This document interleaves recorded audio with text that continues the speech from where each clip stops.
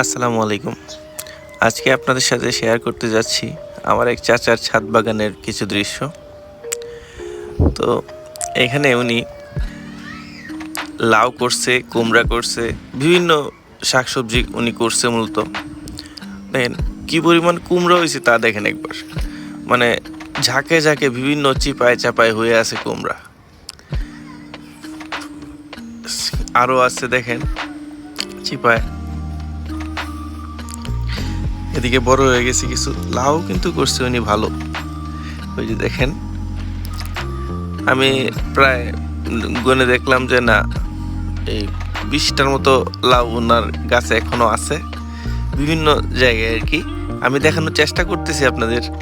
দেখেন এই যে দেখেন ঝুলে আছে কিন্তু লাউ সব।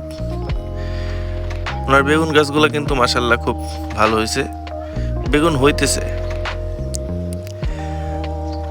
ইচ্ছা থাকলে কিন্তু আসলে করা যায়, সামান্য ইচ্ছারই প্রয়োজন। এই দেখেন সিমও হয়েছে কিন্তু ওনার,